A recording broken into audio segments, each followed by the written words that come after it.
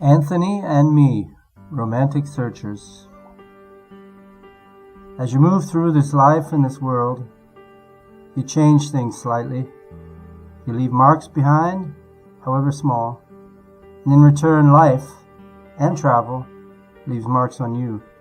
Most of the time, those marks on your body or on your heart are beautiful. Often, though, they hurt. Anthony Bourdain. I first heard of Anthony Bourdain when I was hiding away in Europe, trying to be a writer, failing at almost everything. I was immediately hooked and became fascinated by his shows, his books, his style, and his overall persona. He was everything I wanted to be: a chef, a traveler, a writer, and a rebel. His unapologetic attitude towards life, food, and everything in between inspired me to follow my dreams and pursue my own passions.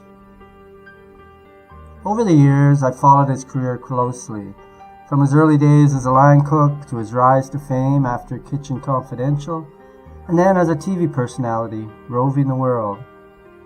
His love of Marseille was my love too. I admired his willingness to take risks, his curiosity about the world, and his ability to connect with people from all walks of life. He was an icon, an authentic voice that I yearned to be. He was a man who would look you in the eyes and tell you straight up.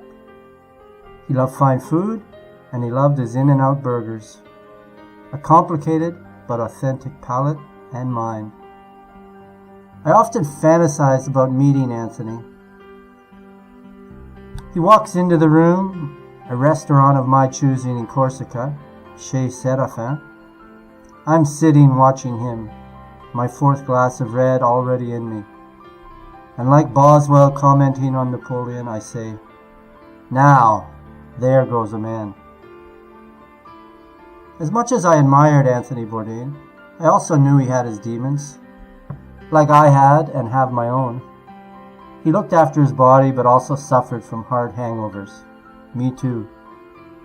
He experienced addiction, depression, and a sense of loneliness that seemed to haunt him, even as he traveled the world and met countless people. Me too. Nothing could fill that existential void. He seemed to have it all, but he didn't have what he really wanted: peace of mind. It's a big lesson for us all. He was a complex, troubled man, and that tragic aspect of his life even made him more enchanting to me. When he went over to the other side in 2018, I was devastated. I felt like I'd lost a friend, even though we had never met in person. I know his suicide was a shock to many people, but for me it was a personal tragedy. I felt like I'd lost a piece of myself, and it made me dig deeper into myself and my own issues. Love, crazy love, can do many things to a person. Anthony went all in. His one-time river card never came up. But as time went on, like it always does, I began to reflect on Anthony Bourdain's life and character. I realized that his legacy was much more than just his fame and his struggles. His legacy was of a man who lived life on his own terms. He followed his heart and his gut. He challenged the status quo and inspired so many people to be authentic, real, true. He was a kind of modern Albert Camus. I think he'd like that comparison. Anthony loved food, travel, and culture, but more importantly, he also loved people. People were his source of energy, however contradictory that may sound, given his shyness and troubled personality. He was a man who understood that the best way to understand the world was to talk to the people who lived in it, to eat the food they ate, and to see the world through their eyes. People gave Anthony a reason to go on. Respecting people and the journey.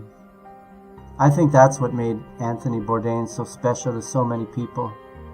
He wasn't just a celebrity chef or a travel show host. He was a storyteller, a philosopher, a cultural ambassador. He was a man who believed that the world was worth exploring and that the people in it were worth knowing.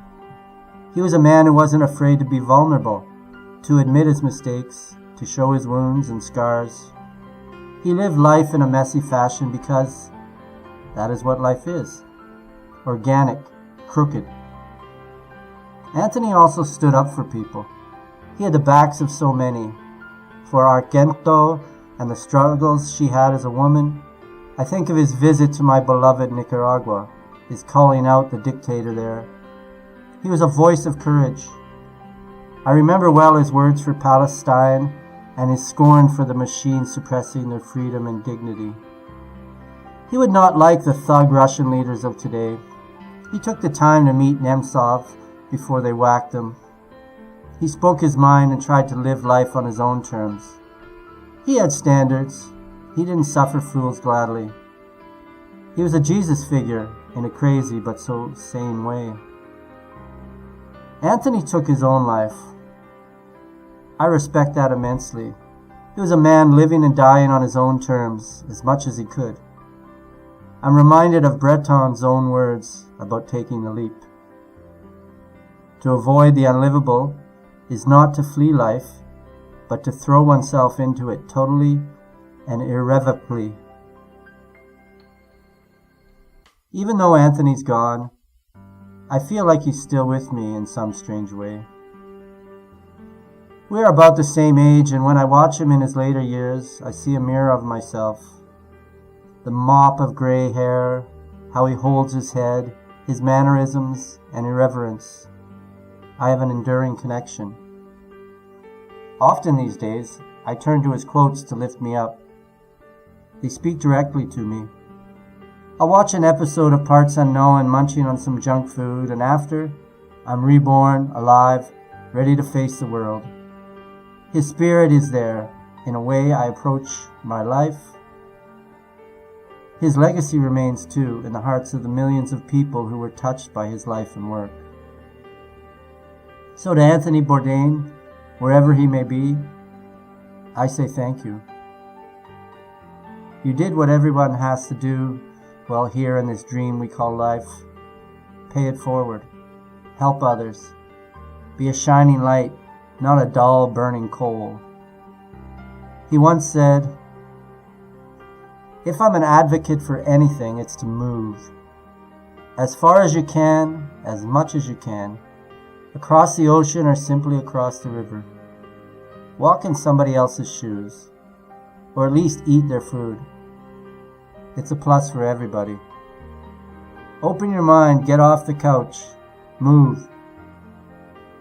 Nice words. In 3 words, seize the day. It's there waiting for you. Go.